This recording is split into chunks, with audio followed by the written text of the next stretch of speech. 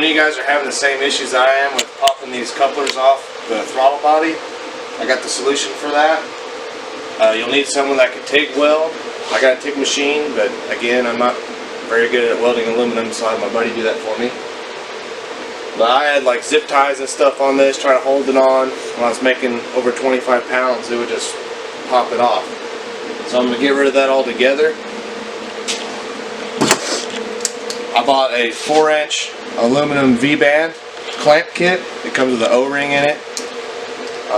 We're going to weld that straight to the throttle body.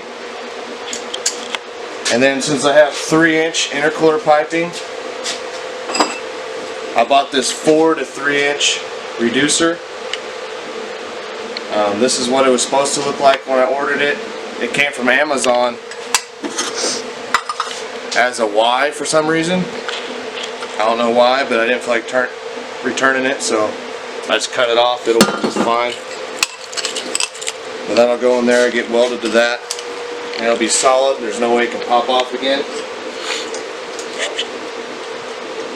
And I'll put all these in the description so you can buy them yourself if you're interested. But it was not that much money. I don't remember. It's probably around like 50 or 60 bucks or something. And that's well worth it to me, and not have to worry about popping off couplers all the time. So today I'm going to try to attempt to do some aluminum TIG welding. I had my buddy weld this V-band on because I kept popping off this intercooler pipe off the throttle body. So I didn't have the car there, obviously. This was one solid piece, and I just cut it and took some quick measurements, took it up there. I had him weld it. Well, then it wouldn't fit up, so I had to cut this and put a coupler in there, unfortunately. So I'm going to try to delete this coupler, and I got some extra aluminum piping. I'm going to cut it, and I'm going to put some aluminum piping in there and try to make that solid again. Along with my radiator has a small couple pinholes. From dirty aluminum, when you're welding it soaks up any impurities, and sometimes you'll get like tiny little pinholes and they just seep out. So I'm going to try to fix those today, and we'll see how it goes. If it turns out like crap, then I'll just take it back apart and take it to my buddy and have him fix it. So if you're cheap like me and you're just using a chop saw, especially on aluminum, it does it on steel too, but on aluminum it's really bad. It'll leave this edge here, it's all nasty, and I just grab a file, I'll just file that edge until it's smooth. With aluminum it's really fast.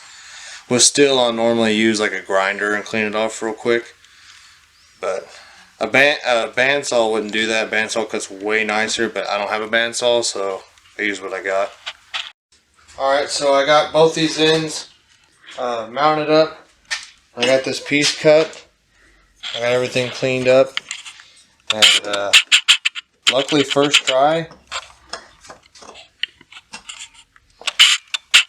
it fits really nice. And then I always just make 2 lines to line it all up, and like this I know the air is going towards the throttle body, so I made an arrow so I don't get the 2 sides mixed up somehow. And I could take it off and I can weld it up on the bench and be comfortable. Alright, so I got all my TIG welding done the other day, and I figured I'd come on here and make a video about everything I got done. I mean, it was kind of hard welding aluminum for the first time, especially dirty old aluminum. This intercooler piping is a couple years old. I mean, it's got crud in it. I cleaned it as good as I could, but still I was fighting it for a while. But I just practiced, and I eventually got it to where I started welding. It still doesn't look the best, but I think structurally it's sound, and I don't think it'll leak. And I'll show you my welds. Definitely not show car quality, but it'll be alright. And there were some pinholes on a couple of these welds. I just went back over and heated them up and put some filler rod in there. I didn't see any more pinholes, so hopefully it's good and sealed up now. But here's my TIG machine that I've been using. I got a good deal on it from a buddy. It's a Synchrowave 180 Miller TIG. It's super simple to use. It doesn't have a bunch of settings, so I mean, it is what it is. You just set it up on AC, set it up on DC, and you just change the amps. That's the only adjustment you have, but it works and it's great for a beginner. And this is the filler rod I'm using. Alright, so I use this 5356 filler rod. It's a pretty good all-around filler rod for aluminum, especially if the stuff is old and not brand new and clean. It's supposed to do better, and I could tell a big difference between using it and the filler rod I had with some ER 4043. This is supposed to be the best for like really new clean aluminum, but with this older stuff, with the radiator that had antifreeze in it and the intercooler pipe and then it had crud in it, it was really giving me a hard time. Here's the torch I'm using. I don't know anything about it. I think it's a size 17.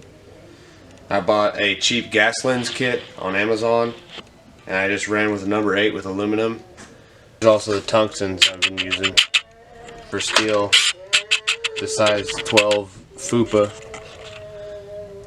and it works really well. It makes it a lot easier to make nicer welds. But I'm going to go ahead and put the car back together probably in the next few days or something and check for leaks, and hopefully I'm good to go.